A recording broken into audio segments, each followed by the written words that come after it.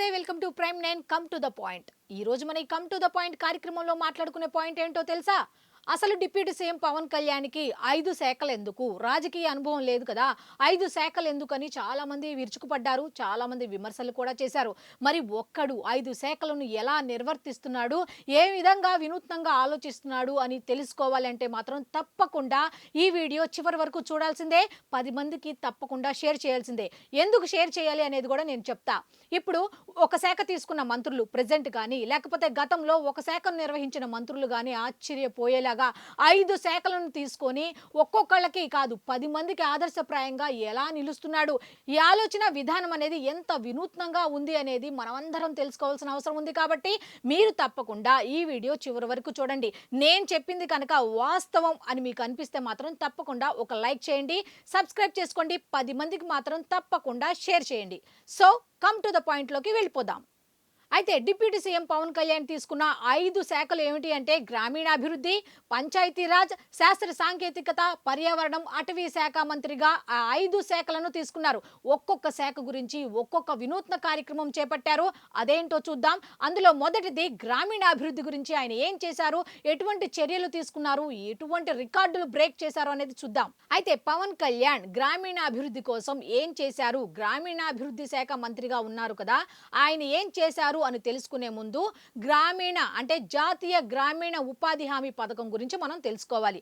అయితే కేంద్ర ప్రభుత్వం జాతీయ ఉపాధి హామీ పథకాన్ని తీసుకువచ్చింది. ఎందుకంటే గ్రామీణ ప్రాంతాల్లో ఉండే వారి కోసం వాళ్ళకి పని దినాలు కల్పించాల్సిన అవసరం ఉంది. కాబట్టి దాదాపు కొన్ని కోట్ల పని దినాలను అన్ని రాష్ట్రాలకు కల్పిస్తుంది. కాకపోతే కొన్ని రాష్ట్రాలు ఏం చేస్తాయి అంటే కేంద్ర ప్రభుత్వం కేటాయించిన కొన్ని కోట్ల పని దినాల కంటే తక్కువగానే ఉపయోగించుకుంటాయి. దాదాపు వాళ్ళు 100% ఇస్తే కొన్ని రాష్ట్రాలు ఏ విధంగా ఉపయోగించుకుంటాయి అంటే 40 నుంచి 50% మాత్రమే ఉపయోగించుకుంటాయి. కానీ మిగిలిన దినాలన్నీ కూడా అంటే ఆ పని దినాలన్నీ కూడా వేస్ట్ అయిపోతూ ఉంటాయి. అయితే ఆంధ్రప్రదేశ్ ప్రభుత్వం ఏం చేసింది అంటే ఈ జాతీయ గ్రామీణ ఉపాధి హామీ పథకం కింద ఈ కేంద్ర ప్రభుత్వం 150 కోట్ల పని దినాలను కల్పిస్తే అవన్నీ ఉపయోగించుకోవడం కాకుండా ఇంకా అదనంగా 4.48% పని దినాలను ఎక్కువగా ఉపయోగించుకొని 3వ స్థానంలో నిలిచింది. ఎప్పుడు ఈ 2025-26 ఆర్థిక సంవత్సరం స్టార్ట్ అయిన దగ్గర నుంచి ఇప్పటి వరకు కూడా 6 నెలలు గడిచింది. ఈ 6 నెలల్లో కూడా 150 కోట్ల పని దినాల కన్నా కూడా ఈ ఆంధ్రప్రదేశ్ ప్రభుత్వం ఏం చేసింది అంటే గ్రామీణ ప్రాంతాల్లో ఈ 150 కోట్ల పని దినాల కన్నా ఎక్కువగా వినియోగించుకొని 3వ స్థానంలో నిలిచింది. మొదటి స్థానంలో పుదుచ్చేరి ఉండగా 2వ స్థానంలో రాజస్థాన్ ఉంది. ఇక 3వ స్థానంలో ఆంధ్రప్రదేశ్ ఉంది. అయితే అంతకుముందు పవన్ కళ్యాణ్ గారు ఏం చేశారు అంటే ఈ 15 కోట్ల పని దినాలు మాకు సరిపోవు, ఇంకా అదనంగా 9 కోట్ల పని దినాలు ఇవ్వండి అంటే కేంద్ర ప్రభుత్వం కూడా ఆశ్చర్యపోయిందంట.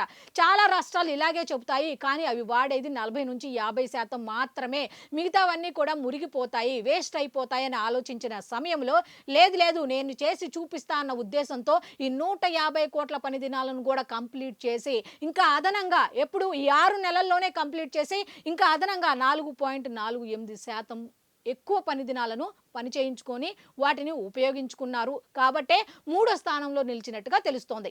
అయితే ఈ జాతీయ గ్రామీణ ఉపాధి హామీ పథకంలో ఎక్కువ పని దినాలను ఉపయోగించుకుంది ఎవరో తెలుసా అంటే మహిళలే ఎక్కువగా ఉన్నారు అన్నట్టుగా తెలుస్తోంది. ఇది ఎవరో చెప్పింది కాదు. ఏ పవన్ కళ్యాణో, లేకపోతే ఆంధ్రప్రదేశ్ ప్రభుత్వమో, లేకపోతే కూటమి ప్రభుత్వమో, లేకపోతే ఇంకెవరో చెప్పింది కాదు. సాక్షాత్తు దీని మీద కేంద్ర ప్రభుత్వం ఒక సమీక్షని నిర్వహించింది. ఈ 6 నెలల్లో ఏ రాష్ట్రాలు ఈ జాతీయ గ్రామీణ ఉపాధి హామీ పథకం కింద ఎన్నెన్ని పని దినాలు ఉపయోగించుకున్నాయి, ఎన్నెన్ని పని దినాలను వాడారు అన్నది మాత్రం నిన్న సమీక్షలో ఒక నివేదిక బయట పెట్టింది. ఈ నివేదికలో వచ్చిన విషయం ఏంటి అంటే ఆంధ్రప్రదేశ్ ఈ జాతీయ గ్రామీణ ఉపాధి హామీ పథకాన్ని ఉపయోగించుకున్న 3వ రాష్ట్రంగా రికార్డు సాధించింది అన్నట్టుగా తెలుస్తోంది. గ్రామీణాభివృద్ధి అంటే ఇది కదా, జాతీయాభివృద్ధి అంటే వికసిత భారత్ అంటున్నారు. అలాగే వికసిత ఆంధ్రాని ఎందుకు అనకూడదు?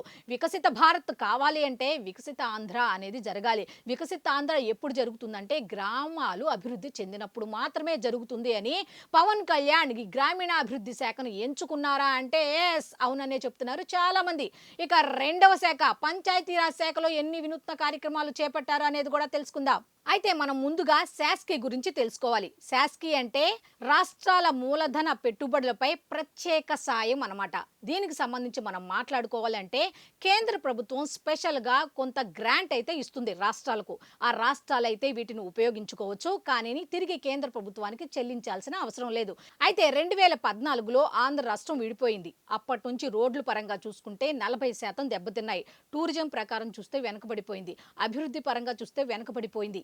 అట్లాగే ఆరోగ్యం, అట్లాగే వ్యవసాయ పరంగా చూస్తే నష్టపోయింది. మరి 2014లో ఆంధ్ర ఇలా విడిపోయి నష్టపోయింది కాబట్టి కేంద్ర ప్రభుత్వం ఏదైనా ఈ శాస్కి ద్వారా సహాయ సహకారాలు అందిస్తుందా అన్న ఉద్దేశంతో ముఖ్యమంత్రి చంద్రబాబు నాయుడు గారు అక్కడికి వెళ్లి 10,000 కోట్ల రూపాయల సాయం కోరితే మొదటి విడత కింద 2,000 కోట్ల రూపాయలను అయితే కేంద్ర ప్రభుత్వం విడుదల చేసింది.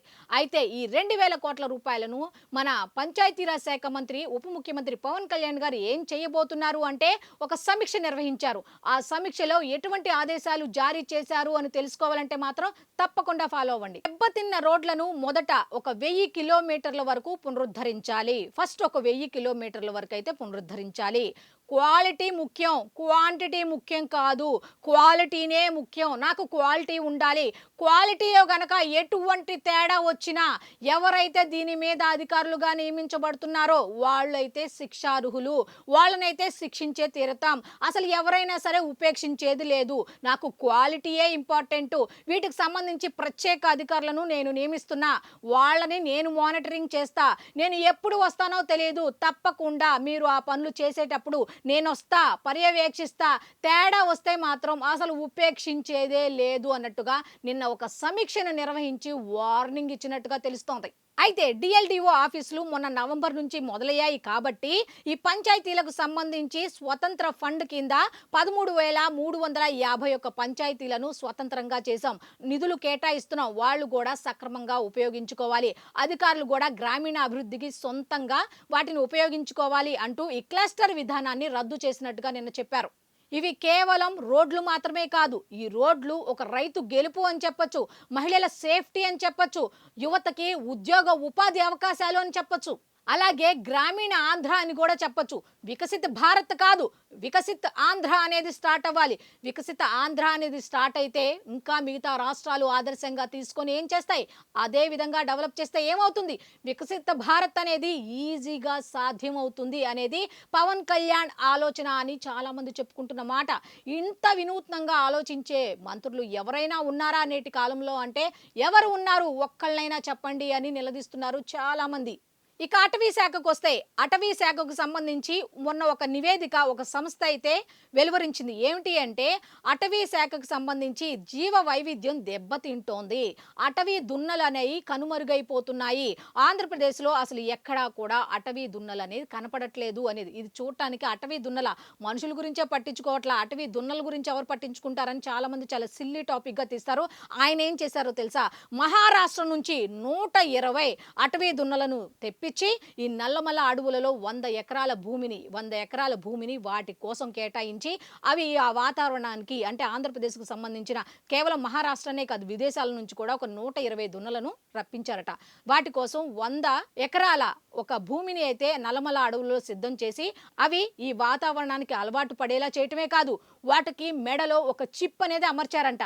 వాటి ఆరోగ్యం ఎలా ఉంది, అవి ఫుడ్ ఏ విధంగా తీసుకుంటున్నాయి, వాటి కదలిక ఎలా ఉంది ఏంటి అని పర్యవేక్షించడానికి వాటి మెడలో శాస్త్ర సాంకేతిక రంగం అని చెప్పాం కదా, ఈ విధంగా ఈ అడవి దున్నలకు మెడలో చిప్లు ఉపయోగించి శాస్త్ర సాంకేతికతను కూడా ఏ విధంగా ఉపయోగించుకున్నారు అనేది తెలుస్తోంది. విషయం తెలిస్తే సరిపోదు, ఆ విషయానికి సంబంధించిన టెక్నాలజీ అనేది ఏ విధంగా ఉపయోగించుకోవాలి, అటవీ శాఖ నుంచి శాస్త్ర సాంకేతిక రంగాన్ని ఏ విధంగా అనుసంధానం చేశారు అనేది మనం ఇక్కడ గమనించుకోవచ్చు. అయితే ఈ 120 అటవీ దున్నలు కూడా ఏం చేస్తాయి అంటే ప్రతిదీ గమనించడానికి ఆహారం ఏ విధంగా తీసుకుంటున్నాయి, వాటికి సరిపోతుందా లేదా, ఎటువంటి ఆహారం తీసుకుంటున్నాయి, ఈ క్లైమేట్ కి అవి సంసిద్ధంగా ఉన్నాయా లేదా అని తెలుసుకోవాలన్న ఉద్దేశంతో ఆ చిప్లను అమర్చడం జరిగింది.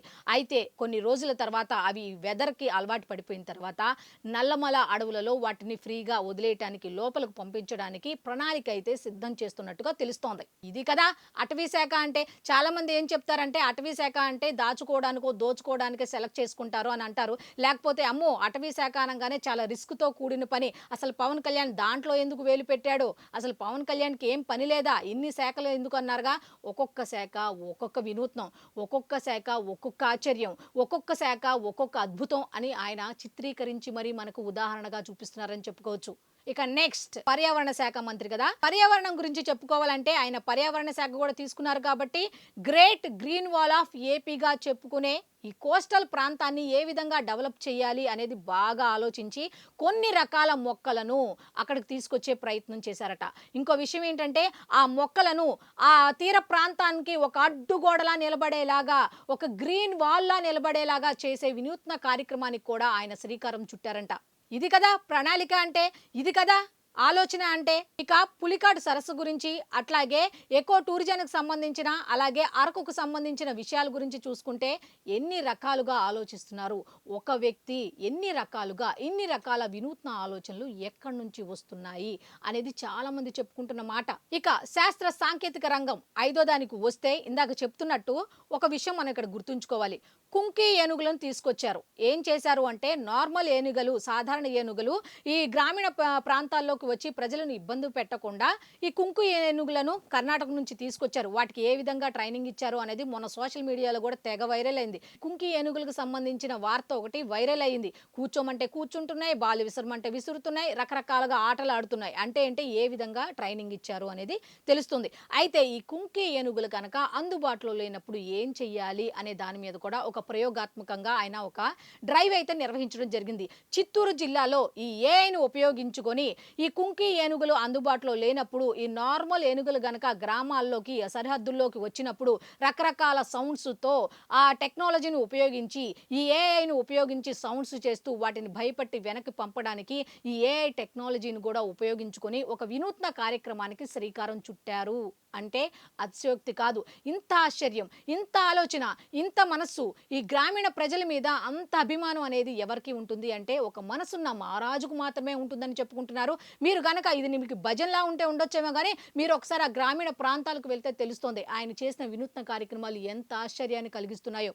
చూశారు కదా, గ్రామీణ అభివృద్ధి దగ్గర నుంచి పంచాయతీరాజ్, పర్యావరణం, అట్లాగే అటవీ, శాస్త్ర సాంకేతిక ఈ 5 రంగాలైనా ఇంకా ఏ శాఖలైనా ఇవ్వండి నేను సిద్ధం అన్నట్టుగా ఆయన రెడీగా ఉన్నారా అంటే ఎస్, ఆయన రెడీగానే ఉంటారు. ప్రజలకు సేవ చేయటానికి రెడీగానే ఉంటారు అని చాలా మంది చెప్పుకుంటున్న మాట.